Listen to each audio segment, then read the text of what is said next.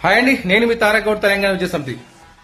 మన ప్రభుత్వాలు ఎట్లా ఉంటాయంటే కండక్టర్ టికెట్ తీసుకెళ్ళను, కానిస్టేబుల్ 1000 రూపాయలు తీసుకున్నాను, లేకుంటే హాస్పిటల్ అటెండర్ 500 తీసుకున్నాను, ఇంకా వీఆర్ఓ 1000 రూపాయలు తీసుకుని ఏసీబీ రైడ్లు చేసి అరెస్ట్ చేసి ట్యాగ్ చేసి జైల్లో వేసి పేపర్లు వేసి న్యూసెన్స్ చేస్తారే.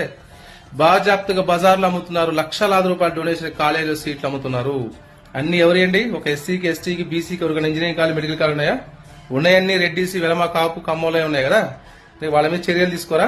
పేద విద్యార్థులకు మెరుగైన చదువులు అందించాల్సిన విద్యా సంస్థలు డబ్బులు తీసుకుని అనైతికంగా అఫీషియల్ గా డొనేషన్ రూపంలో ఛార్జ్ చేస్తూ మెరుగైన విద్యార్థులకు చదువును దూరం చేస్తున్న పేదల మిడిల్ క్లాస్ యొక్క తల్లిదండ్రుల రక్తాన్ని తాగుతున్న కాలేజీలపై చర్య తీసుకున్నారు. రేవంత్ రెడ్డి గారు, కాంగ్రెస్ పార్టీ పెద్దలు, మరి ప్రభుత్వ యంత్రాంగంలో ఉన్న బూర వెంకట గౌడ్ గారు ట్యాగ్ చేయండి, పెద్దలకు ట్యాగ్ చేయండి. ఇటు డొనేషన్ రూపంలో పట్టి పీడిస్తున్న యాజమాన్యాల పని పడదాం.